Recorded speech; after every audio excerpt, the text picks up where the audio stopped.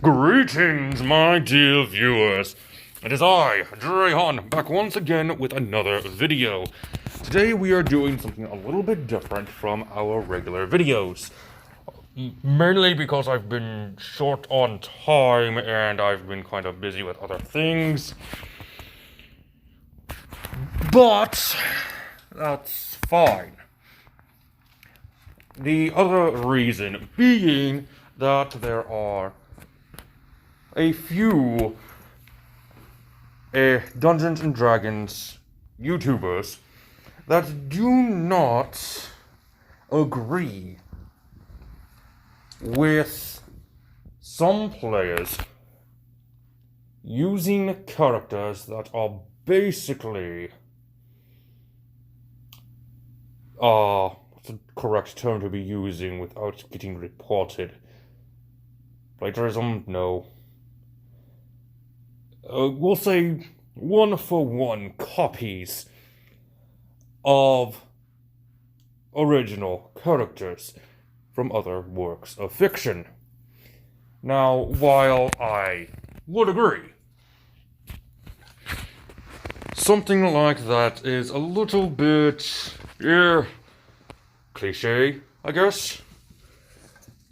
It is still fun to imagine what these characters would be like in a Dungeons and Dragons setting. Mostly from a fan fiction point of view. So, just so I have more than 2% of my viewers happy, I'm going to do something different. Instead of doing one-for-one copies of other fictional characters, I am going to give different character concepts that you can use next time you play Dungeons and Dragons. These are totally not one-for-one copies. If there happens to be a one-for-one copy of a certain character, then I apologize. I did not know of this character. Also, I do apologize about any noises you hear throughout this video. I am currently at work and I am slightly behind. That part is also not my fault. Alright, so today we are going to tackle... well, we're tackling different races. We're going to see what classes and backgrounds go good with certain races based off of the lore these races have, and that were given to us by the Dungeons and Dragons community. So this is still very similar to my normal character conversions, where I use lore to try to build a character. But this time I am actually using the material one-for-one from Dungeons and Dragons. And today I wanted to start off in alphabetical order with the Aarakocra. Wait, am I pronouncing that right? Aarakocra. There we go. Aarakocra. That's how you pronounce it. It even says so on, I think, D&D Beyond. The Aarakocra. You gotta say the A as if you're saying happy. Anyway, before any dungeon masters start getting into a hissy fit, I covered this during the Von for No character concept, and I used the race provided in Volo's Complete Subrace Guide, made by Clan Crafter Hralding. I'm guessing the H is silent, so Hralding. Anyway, this guy is a genius and was able to nerf the Aarakocra in a way that actually makes sense, as well as some other flying PCs, which you can find in this handbook. As always, I will be linking the material in the description so you can purchase this for yourself from the DM's Guild. Anyway, thanks to Clan Crafter's debuff, it is actually much easier to tolerate a flying character at first level, because what they do here is, instead of getting to be able to stay aloft in between turns, if you end your turn in the air, you drop. Simple as that. And I believe they also limit the feet of flying speed. I think it's like 30 feet. Maybe a little bit less. I don't quite remember. I would have to look at it again, but I don't have it on hand. Anyway, that is what would be a good way to... good material to use when you're looking to build a character for one of these type of races. Alright, so let's go ahead and move on with the lore of the Aarakocra. According to Dungeons & Dragons, the Aarakocra backgrounds that are appropriate are the Outlander, the Hermit, and the Sage, because of their lore of being in small colonies away from other civilizations. And actually, the Aarakocra are mostly native to the elemental plane of air, which I found kind of interesting when I was first going over it, which gave me a couple of ideas for some character concepts for this video. But there are also some Aarakocras that are native to the material plane. But again, they stay away from most civilizations. There is a problem with the farmers that happen to be in the same area as the Aarakocras roosting nesting grounds. There we go. Nesting grounds.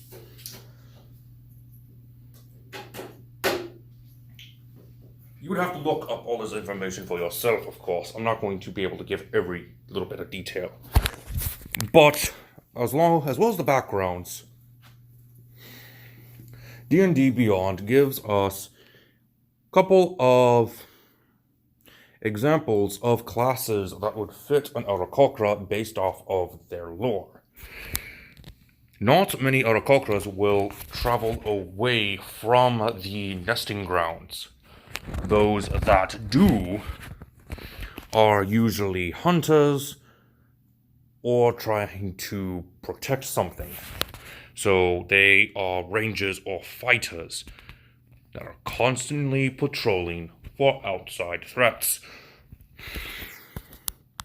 So that actually gives us a good amount of character concepts to go with.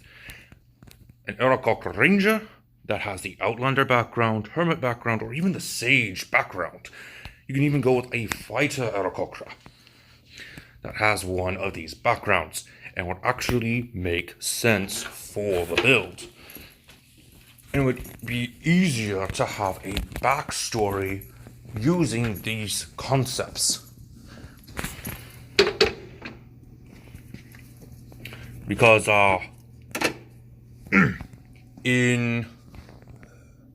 it was a fandom page for Faerun where it explains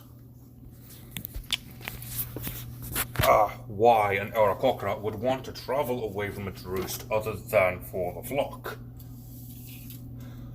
And one of the examples it gives is that it is looking for a piece of an item known don't quite remember what it was, but it was a type of weapon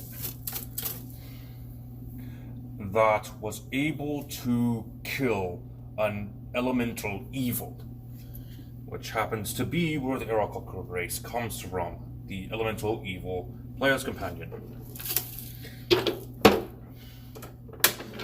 Alright, enough of this blabbering that I'm doing. Let's go ahead and explain a little bit further about how we can make a good Aarakocra character. And that is going to be not only with a few other classes, but more specifically, what subclasses we can use.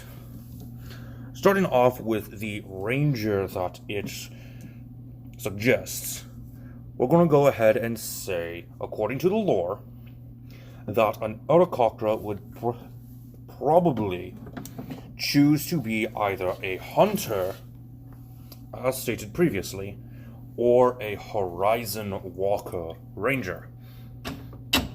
The reason why I say this is because the Aarakocras really do not like gargoyles or anything from the elemental earth, which kind of makes sense in a joking manner. Kill two birds with one stone.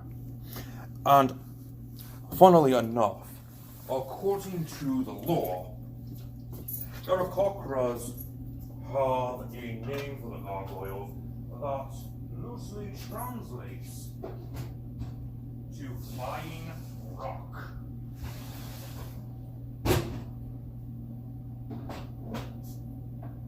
So there's a nice joke that you can implement in there every once in a while.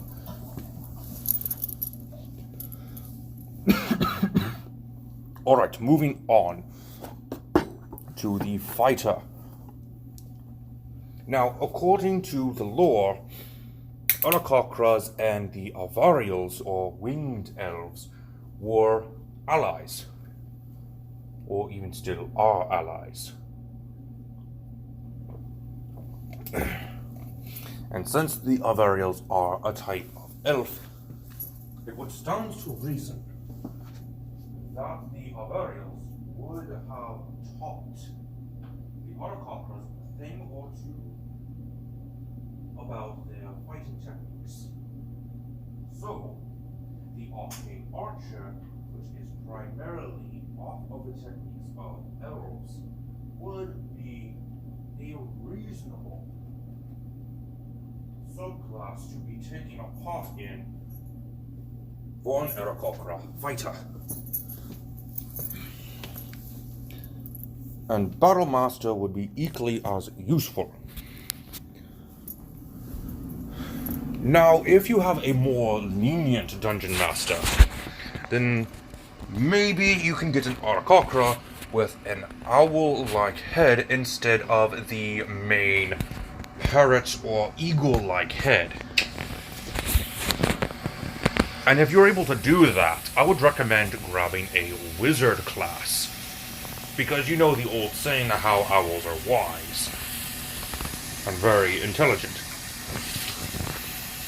Now, if you do grab a wizard, I would recommend these two subclasses, the Order of Scribes and the Blade Singer.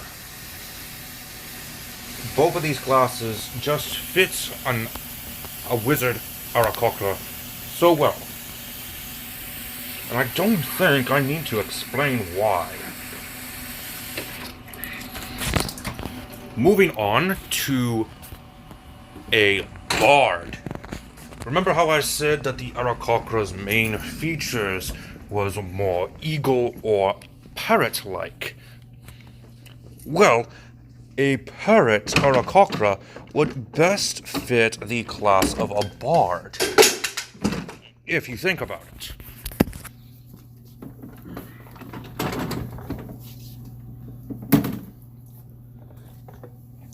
More specifically, a parrot Aarakocra would be in the colleges of eloquence and glamour.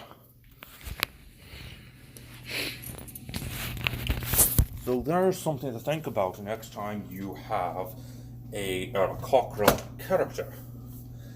If you're allowed to, that is.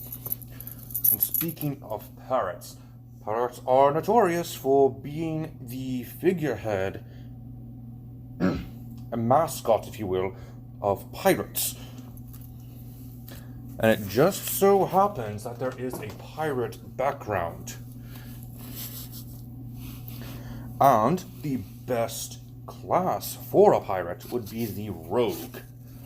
More specifically, the swashbuckler. But you could go the magical route with this class as well, and just go with an arcane trickster.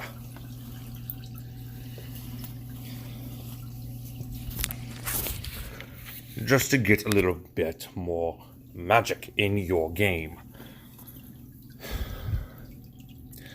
Now, before we continue with these classes, let's go ahead and talk about the Aarakocra Pantheon. Now, I wasn't able to find too many gods from the Pantheon. 2 was really all I could learn. Now, apparently they do share a deity with the elves. A goddess of eagles. Now, this first god, Sauritia, is supposed to be a goddess of protection and watchfulness, while the second goddess, Fanya, is a goddess of life, tempest, and trickery, which actually translates perfectly into our next 2 classes. First off, we're going with Paladins. Mostly because it would be an interesting design. Now, the first oath that makes sense for an Aarakocra, based off of the lore, is the Oath of Vengeance. Apparently, much like the Avarials, Aarakocras are not that too friendly with dragons. There was apparently some sort of scuffle with a dragon in days of old. So, if you wanted to go more of the edgy route with your Aarakocra, you could have a backstory that involves a dragon attack. And grab the Oath of Vengeance. Now, another subclass I want to go with for the Paladin is the Oath of the Watchers. This, once again, goes with the fact that they're kind of rivals with the elemental earth.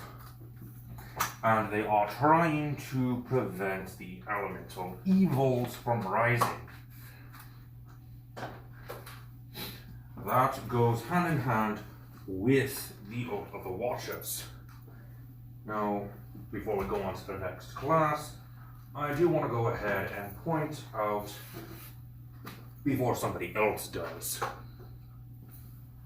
that you could theoretically make a Aarakocra Paladin based off of America, since America's national bird is the bald eagle.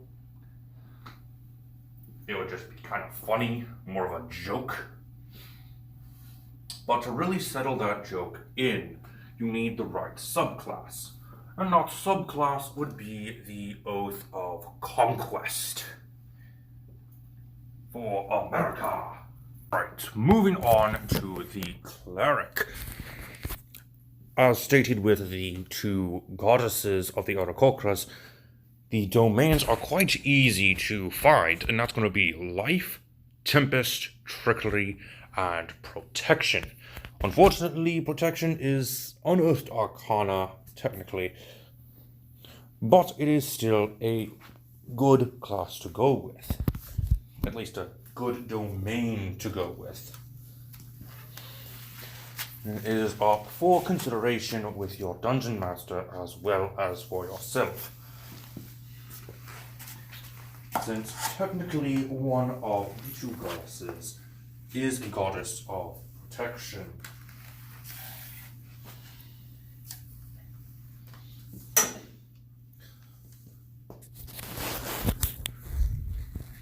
And there is one more class I would like to go over. And that is because of the fact that Aarakocras are native to the elemental plane of air. And that is the Warlock. More specifically, the patron of the genie. And genie of choice would be the Djinn. And that is because the Djinn are native to the elemental plane of air. So it would stand to reason that an Aarakocra might make a pact with a genie. And secondly, according to the lore of the Aarakocra, there was a time of desperation, and many Aarakocras began worshipping Pazuzu. I can't remember if he's classified as a demon lord or if he's an archdevil. But either way, the Aarakocra did technically work with Pazuzu. So having a pact with Pazuzu, a fiend, mind you, would make sense for your Aarakocra character.